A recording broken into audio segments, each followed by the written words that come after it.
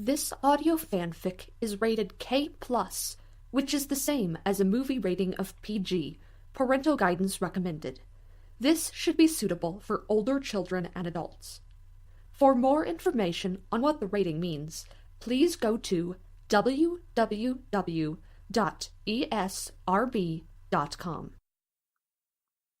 Rayek, look at this! Grabbing his hand, Leetah pulled him to the wall of her hut. Isn't it pretty? Have you ever seen anything like it? Hundreds of small white ovals dripped from the edge of her window, softly gleaming like strange new jewels. A memory teased the edge of his mind. He found something very like it once. He frowned, wishing he could pin it down. Leetah scowled, her hands on her hips. I give up on you, she announced with a toss of her head. How can you frown at something like this? What is it, Papa?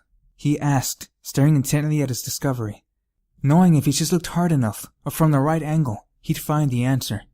Injin had sighed, a frustrated sound that young Rayek knew well, as his attention snapped to his father. The older elf wasn't frowning at him, but at the mound of small white things. The child watched, not understanding as Injin irritably scrubbed the tears of frustration from his eyes. Seeing the question in his son's eyes, Injin answered, his mouth twisting bitterly as he spoke. It is trouble, Rayek responded shortly. Leetah laughed. Oh, you old gloomer. How can it be trouble? Eyes narrowed in irritation. Rayek shook his head at her frivolity and naivety. When water bugs lay eggs like this, it is a sign of drought. Oh. Leetah sobered briefly. I know the stories about the last one. Then she beamed at him.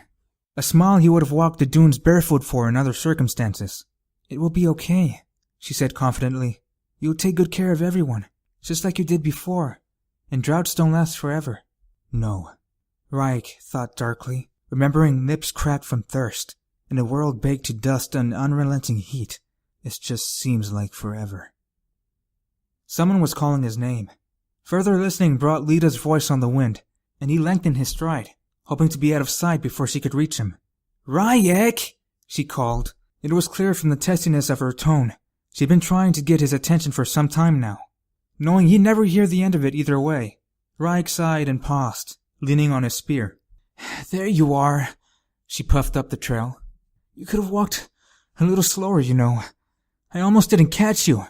Not needing to argue with her right now, Rayek bit back his retort. What do you want? Don't take that tone with me, she snapped back, offended. He sighed, pinching the bridge of his nose.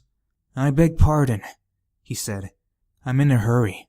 That's why I wanted to catch you before you were gone again. Ruffle and Verda say they can't find any more rabbits here, and I wanted to ask you to look for some. She dipped her head, looking up through her lashes and smiling winningly. You know how I love that scent, and I'm almost completely out.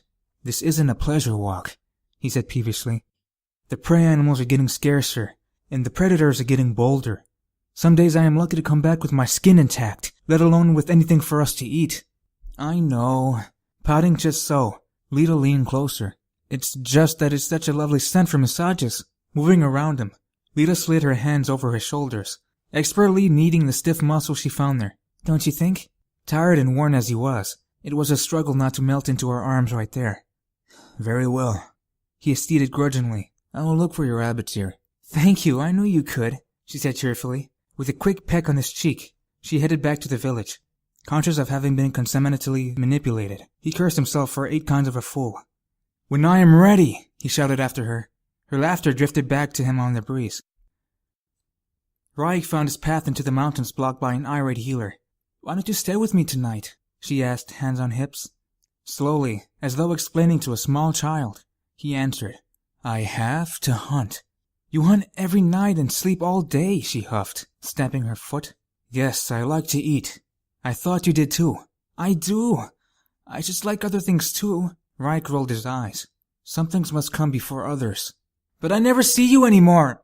His eyebrows arched in surprise at her outburst, and Leetah spun away, arms folded in embarrassment. Tucking the moment away in his mind for later gloating, he reached out and put a hand on her shoulder. I miss you too, he said softly, but I am needed.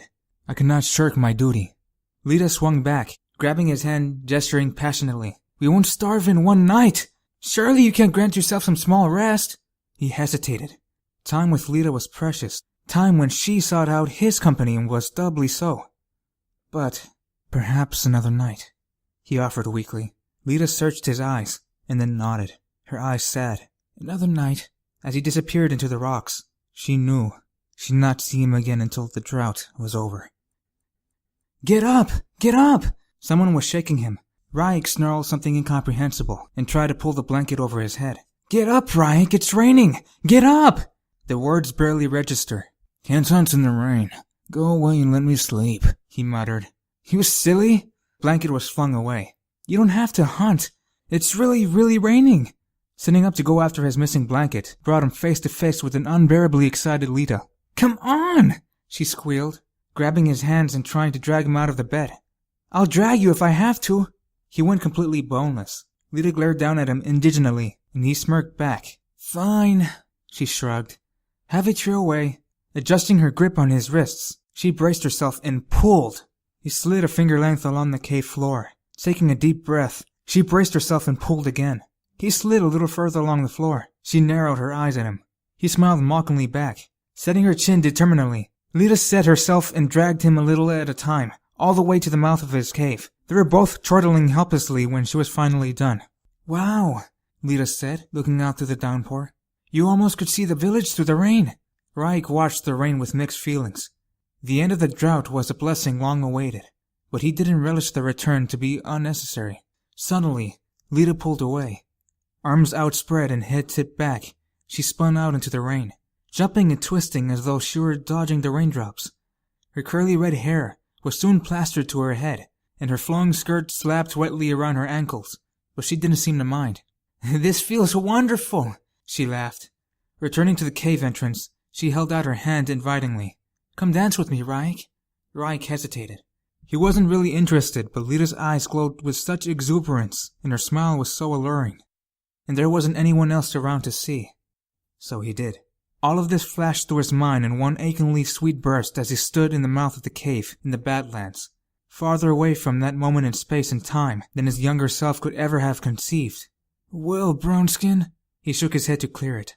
I'm sorry, Akira. What did you say? Have the rains passed yet? Ah. He turned back to the cave entrance, and once again drank in the distinct scent of desert rain.